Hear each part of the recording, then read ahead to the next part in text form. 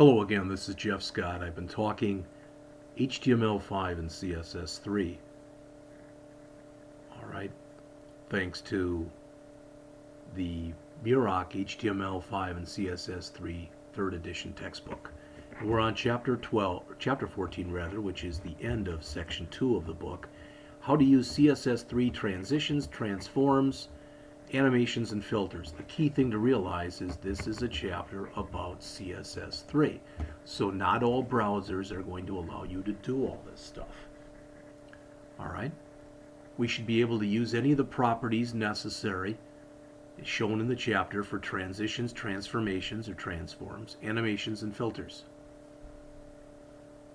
Explain how a transition affects the way that a change is applied to an element. Explain what a timing function is and how it affects a transition or an animation.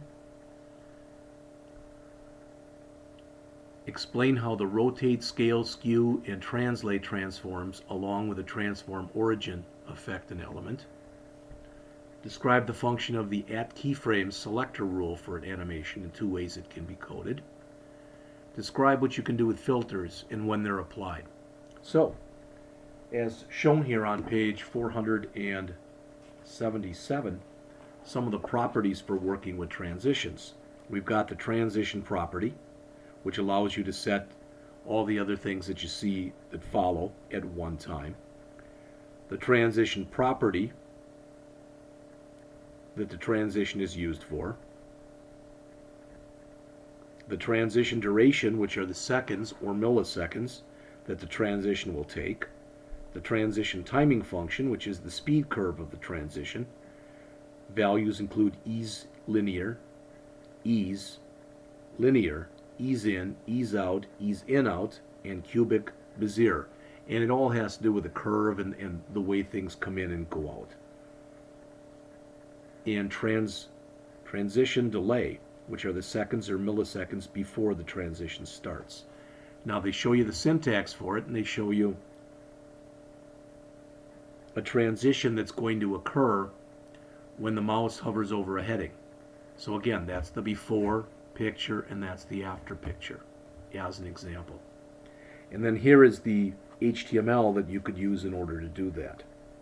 So a transition will provide, ideally at least, a smooth change from one set of properties to another. For Safari, you need to add the -webkit- prefix as shown in the second example. Right there. How to create an accordion during transitions?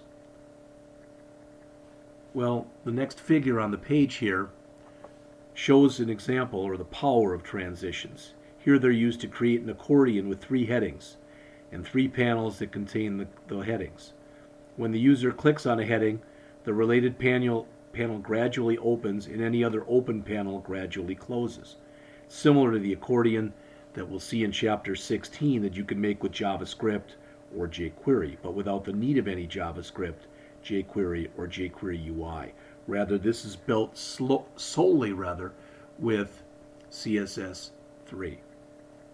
So there's the HTML, and there's the associated CSS.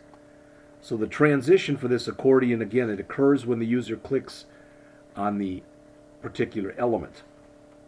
All right. To change the height property of the div, the CSS uses the target pseudo class, which selects the div element that is the target of the anchor element that has been clicked. The rule set for the target selector changes the height property from 0 to 120 pixels, which opens the panel to a size where you can see everything that's in there. As far as working with transforms, transforms have 2 major properties that you see right here. Transforms are often combined with transitions, and the transform property applies 1 or more transform methods. The transform origin changes the default origin point. The parameters can be percents or words like left, right, center, top, etc. Some of the methods for using this are shown here.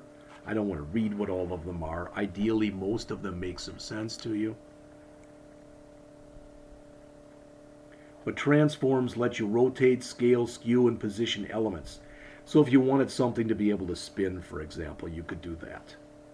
So if you want examples here of some transforms, there you go. The 2D transforms that are shown right here, they're applied when the page is loaded. If you want the transforms to apply when the mouse hovers over them, you can use the hover pseudo class. All right, and there's an example of that in the code also. The author mentions here, if you want an excellent resource on this, maybe it's shown here, I don't know.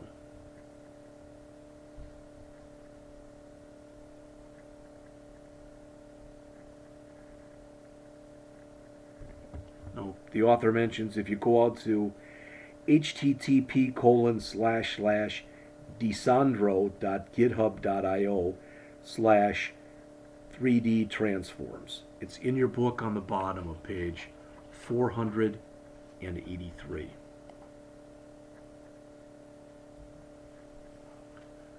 All right. You can use animations with CSS3. When you do, there's the animation, which is the shorthand property.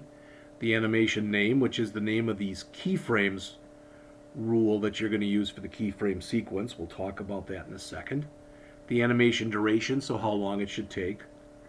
The animation delay, which are the number of seconds or milliseconds before the animation starts. The animation iteration count, which is the number of times the animation should repeat, or you can set it to infinite. The animation timing function, which is the speed curve for the animation. And the animation direction. Do you want it normal, reverse, etc. So here is an example of text that's animating. All right, not only is it changing color, but it's moving across the screen. So this animation name property points to an @keyframe selector rule. That defines the keyframes for a CSS animation. For a simple animation, the keyframes are set automatically, as the examples show here. Whoops, here. But you can define them yourself, and that's going to be shown in the next figure.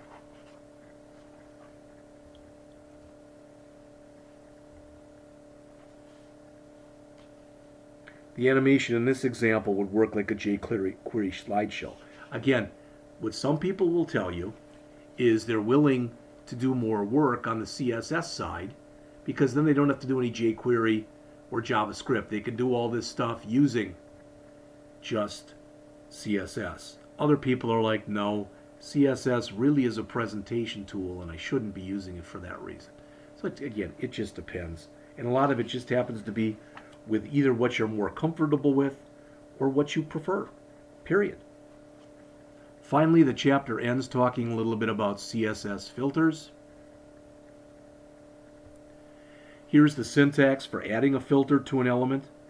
Some of the major filters are like blur, brightness to adjust the brightness, contrast to adjust the contrast. Again, most of them should make sense based on the word that's being used. You can use these filters to change the appearance of an image in the browser. You can use percentages or you can use decimal fractions. Okay? Finally, on pages 490 and 491, the author talks about the 10 filter methods applied to the same image. And in this example that you see on page 491, right there, it shows the 10 filter methods, how they look when applied to the same image. As they mentioned there, if you download and experiment with the example, you get a better idea of what filters can do. That's how you learn anything, is to just sit and play. The filters in the example are applied when the page is loaded, but you can use the hover pseudo class to apply them when the mouse hovers over the image. And that's pretty much it for this chapter. So we've been introduced to CSS transitions, transforms, animations, and filters. But again, the best way to really sit and work and learn and play with this stuff is to do just that. go out and look for an example like the one in the book, or look for an example online and just decompose it, play with it, change different settings to see exactly what happens when you change this and that. Okay? So, that should end. And it looks like my computer's locked.